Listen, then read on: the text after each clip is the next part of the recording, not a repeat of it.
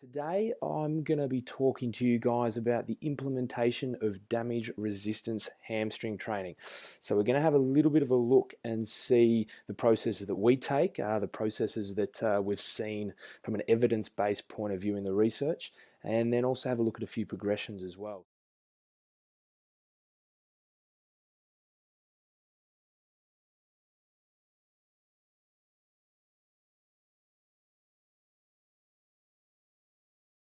Today, I'm going to be talking to you guys about the implementation of damage resistance hamstring training.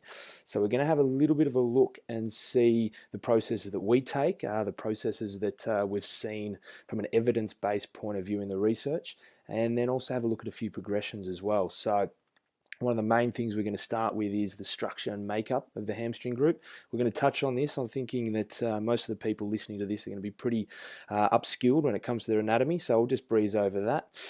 We'll move into then concept of damage resistance. So what is the term damage resistance? Why do we use it? And how can you use it to get a little bit of buy-in with your athletes as well? The third is we're going to look at the principles behind exercise selection and the progressions, and also look at how to actually perform them and some things that we've used in the past, and also look at some programming considerations. So from an in-season, pre-season point of view, along with some sort of week-to-week periodization that you can look at doing. So let's get underway and have a bit of a look at what we've got. So to start, obviously most people, like I said, are probably going to be fairly familiar with the anatomy of their hamstring groups. With today's presentation, we're going to try and stick a little bit more to the biceps fem in regards to its damage resistance. It is the number one injured hamstring when it comes to hamstring strains, in particular in our sport, Australian football. For a lot of you guys that are in other team sports, it is definitely prevalent. Not as prevalent in, say, rugby, but nonetheless it is very debilitating if it does occur. So we're going to stick to a little bit more around the biceps fem side of things, and there is a lot of research at the moment starting to come out in regards to specific exercises that will target different parts of the hamstring, and that's how we start to prescribe and start to progress a lot of our hamstring work. Now, within that, we can have an eccentric focus. So, like any exercise, we can start to jack up the tempo with the eccentric side and really start to put it under load and try and strain those hamstrings to get them to respond and build a little bit more resistance. The other option is, like anything, is a balance. Eccentric, concentric being even. So from our point of view, we're going to go through the options that we can use within each of the realms, and then we're going to talk a little bit about how we integrate that eccentric, concentric work within the programming. So proximal options and progressions. So let's have a look at the proximal side of things. This is a classic one, GHR or glute ham raise. Simple to implement, easy to do. It is a great starting point for players, even players that aren't a big fan of doing hamstring-based work. This is your ground-based version. Obviously, there is also the GHD or glute ham developer option. So depending on how your glute ham developer is set up, they're all a little bit different, but most people can get away with doing this style on it as well. Now, although these are more isolated positions, there is no reason why RDLs don't come into the picture as well. It doesn't have to be anything that looks like a Nordic to count. RDLs just as effective in this more proximal side of things, and good to load up as well to progress, boys, and also just get that hinge pattern really sunk in. Now, which everyone's done and seen before, I'm sure, the Nordic fall or Nordic curl, whatever you want to call it. Ground-based, nice and simple. So that's a strong distal dominant exercise, and really good one to be phased in. The weakness with this is people implement into their program, and that's all they do. And they get to about where I am there, and they just fall. So these ones are really good if you actually put some effort into them and not just use them as this accessory exercise thrown to the side, done whenever you can. We'll talk a little bit more about that in the later slides. So let's look at the integrated options now and how we progress a few of them. So integrated, I'm going to kick off the integrated options with some holds. Now I'm going to talk about the holds a little bit later and how we use these, but just a one leg prone hold, nice and simple there, or obviously popularized a little bit more by Bosch. He's used a few of these as well with his athletes. So you've got that slight knee bend from a distal point of view to activate, And then you've also got the proximal side activated as well with that glute firing. Now, this is a double leg version as well. You can add in a little bit of pulse like I am there if you'd like. That's me making sure the hamstring and glutes are on, but really looking for that tension, making sure that all your athletes build the tension.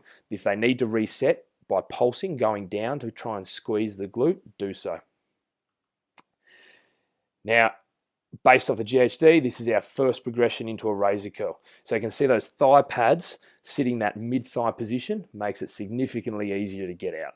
So it's a really nice starting point. Younger athletes should be able to do this pretty quickly and they extend through. And start to knock out the full razor. So this is one of our players knocking out, in this video he does 5. So the biggest thing you've got to remember is with these type of exercises, a lot of the time players will be working quite maximally. So especially with the Nordic, the fact that they can't pull themselves back up shows that it is technically more than a 1 RM. So the eccentric load is quite high. So it's really important that you don't throw these body weight exercises at them and get them to do them for high reps. Start really small, low rep range to start, just get them good at the movement, get them used to building the tension, and then start to go. Because you can see here, even in this clip, he's starting to lose that hip extension a little bit. Block. So 4 weeks of it. So you select the exercise, chase that for 4 weeks. Progress from that into a distal dominant exercise, and then progress from that into an integrated. So you've got 4, 4, 4, and you're starting to build those progressions. Proximal's a little bit easier than your distal exercises. Then load the distal part, then try and integrate the 2 of them. And if you like, you can then repeat. But then, like we talked about with the eccentric utilization part of it and the balance or eccentric concentric balance, we can start to break that up as well. So you can see within this 4-week model, you can do 2 weeks of eccentric focus and then 2 weeks of a concentric eccentric balance. Then when you go to your distal, repeat the same. Start the first 2 weeks with eccentric, then move into a balance, and so on with your integrated one as well. So an eccentric integration block for 2 weeks, then balance that concentric eccentric part. The other option we can do is do 2-week blocks. So you can see here what I've laid out is jump in for a 2-week block, do your proximal work for 2 weeks, then your distal work for 2 weeks, then your integrated work for 2 weeks. Then from that, reload, go again. So you got your proximal for another 2 weeks, distal for another 2 weeks, and then you're integrated for another 2 weeks after that. With that use, we can throw in that eccentric focus and balance focus for a little bit longer. So you can actually have that 6-week block of eccentric focus where you'll hit every angle and hit it with an eccentric focus, move on then, hit every angle again, and it's going to be from a concentric, eccentric balance.